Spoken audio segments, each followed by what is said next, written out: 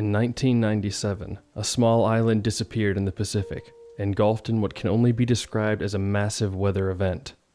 It took with it the lives of 4 meteorologists and 1 pilot. Their bodies were, of course, never found. This event may not seem familiar, and that's because it never happened. At least, that's what the US government claims. I worked for them in '97. I was a younger man then, tempted by the thrill of storm chasing. When they offered to sponsor my hobby, I accepted without a second thought, sure that I would be thrust into the heart of the deadliest situations imaginable. I, in fact, spent most of my time behind a computer screen, monitoring blips on a radar and reporting my findings to my superiors. I wasn't the one to find the island in the Pacific. It landed on my desk one day, in order to keep a close eye on this place, an uninhabited mark on my screen. For weeks, I did constant checkups on this small place that had no abnormal patterns present. It began to confuse me. Why was I watching a place where nothing happened? And then, it began. At first, it seemed like a hurricane. It had all the features of one, except one. It hadn't formed over water. The storm had formed over the land itself, it seemed. My radar showed the ever-increasing weather clearly, and I noted it carefully in my report. For weeks, I watched this island in the Pacific. And then I received a memo. My supervisors would begin working with me to study the island itself, track the odd patterns present. However, we were only aides to others. 4 meteorologists would be sent to the island to observe the conditions for themselves, and see what samples they could collect from the island and the atmospheric conditions near it. We would be sent their findings, and do further analysis on them. While I would have preferred to have been sent to the island myself, I was fine working behind the scenes, especially with the raise in pay that came along with this specific project. Our team was moved from our station into another room in our facility, and in the week preceding the meteorologist's search, we continued to observe dangerous patterns on the island. Talking among ourselves, we and the team suggested that the researchers not go, out of concern for their safety.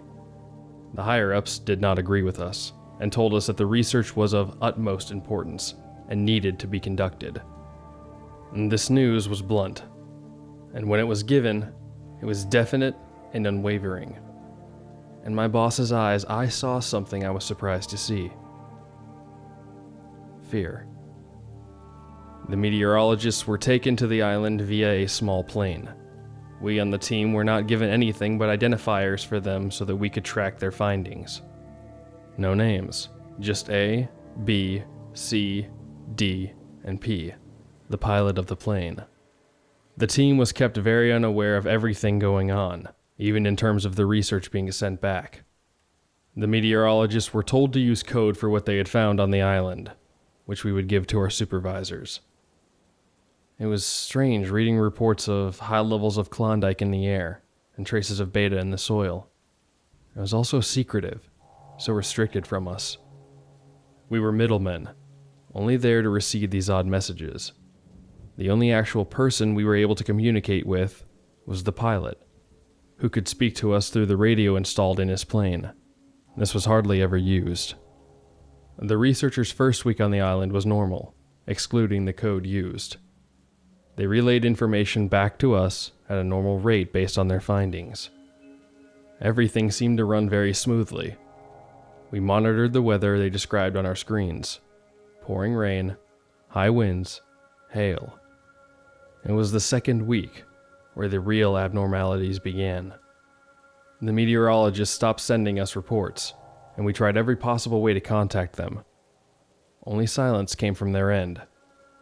Even our superiors seemed alarmed by this. They began to get involved. They visited our offices more, always asking on the progress of the operation to get a signal. For a full week, we heard absolutely nothing back. And then out of nowhere, it came. One single transmission. 3 words that still fill me with dread when they creep into my head late at night when no one else is there. C is dead. And that was all.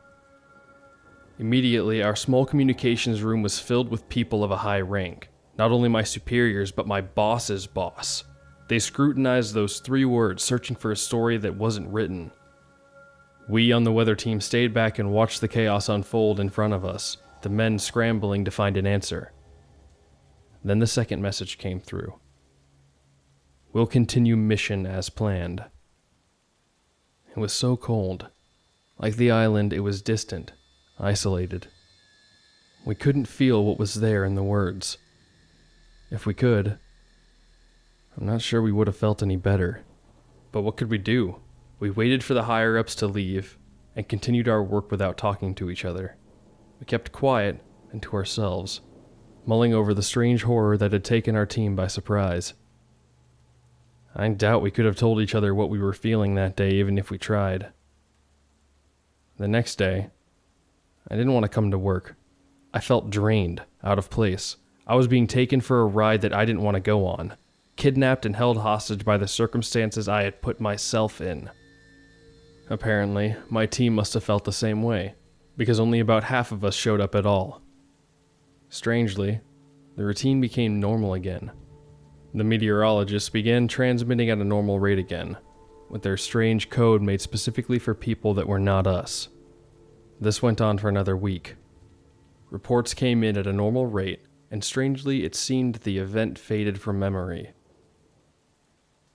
And that was until it happened again. It came again as we were all about to leave the office. As we packed up our satchels and put on our jackets, we received another transmission from one of the researchers that made us all stop in our tracks. Lost A&D. Unlikely they will return. Cannot continue with search. Investigation has shown positive. For God's sake, send help. Evacuation is needed. Release us from this hell. We were, speechless. It truly was more than any of us could handle. Some left to get our supervisors, some left to get air. A lot left and never came back. We were weather experts, not soldiers. Loss was not something we were used to. The message hit our team hard. Again, people crowded into our small room to gawk at our computer screen. But in my boss's eyes, I saw no surprise. Only regret. There were no transmissions for a while. To the team, this was almost a blessing. We were afraid of what the next message might be, so for us, it was better not to hear back at all. There were only a few of us left in our team now. Our small computer room had become a terrifying portal to a strange land. On our screens, the storm still raged, only getting more intense every day. It grew in size and density, expanding grotesquely before our eyes. It was the following Tuesday that we received our final word from the island. We had no transmissions for 5 days, apart from spare letters and numbers that made no sense. We all jumped when the crackling came from the radio we used to communicate with the pilot. It began as heavy breathing, compressed under a layer of static. I quickly turned the radio to find the most clear frequency. A shrill female voice cut through suddenly. Not the male pilot I had heard before. And I leaned forward to listen. Under all accounts, I know what I have done is treason. If you're reading this, please, allow me to return. You do not know the horrors here. Please, let me return. Beneath her desperate cries, the sounds of a storm raged. After the radio transmission, she still spoke, uttering prayers and repeating her last statement over and over again. For 5 minutes she did this. We sat with our hands covering our open mouths, unsure how to proceed. Someone went to tell the supervisor, but he never came to see. There were no onlookers this time. Just our team and the sounds on the radio. After those 5 minutes, her prayers turned into a shriek. She shouted no. And then the radio transmission cut out. On our computer screens, the storm completely overtook the island. It increased drastically in size, density, and speed. All of the team left the room except for me. Some cried, others were too shocked to speak. But I stayed, infatuated by what I saw displayed on the screen. The storm moved so fast. I watched as it moved, breaking apart, and saw all the pieces move into the ocean. As the storm cleared, I refreshed my screen to make sure I hadn't encountered a glitch in my system. The island was gone. I was offered a large severance package the next day. They thanked me for my help on the weather monitoring project. I took the money and never went back to storm chasing. I can hardly stand the rain. When it beats on my windows at night, I'm only reminded of the colors on my screen that shook me to my core so many years ago. I'll never know what was on the island, and I'm fine with that. I'm not sure I really want to know.